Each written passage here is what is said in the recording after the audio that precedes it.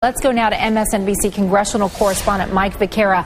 Why the caveat from John Boehner on this, Mike? Well, Contessa, we were talking about this just a few minutes ago. We've got a very complicated game now. We've entered the kabuki theater of politics stage as far as the end game of this bill is concerned.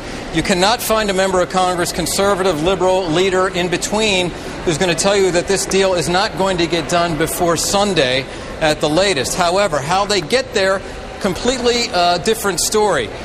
There was, of course, this appearance by Barney Frank, Chris Dodd, the Democrats in the House and Senate, respectively, who've led this negotiation with the Treasury Department, and Spencer Baucus and Robert Bennett, two Republicans who are on those committees, were in this room for about 3 hours this morning on the Senate side of the Capitol, coming out and saying that there was progress.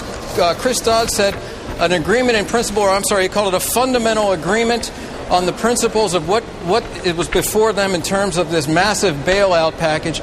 But Republicans in the House, conservatives in particular, are not happy. I've just come from a briefing with three leading conservatives in the House. They've put out a white paper with their own plan here. Now, what they're up to, we do not know at this point, but we know that John Boehner has to pay attention to these people. He agrees with them to a large extent. That can be said without a doubt. But they have some alternative proposals that they want to put forward. So as far as they're concerned, it is not a done deal.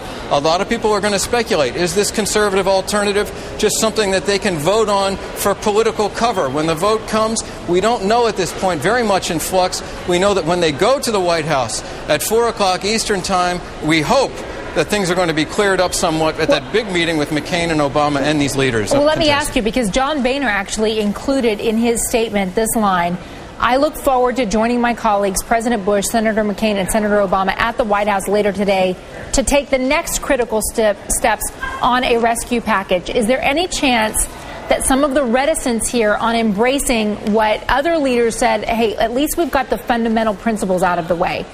Is there any chance that that has to do with politics? Oh, sure it does.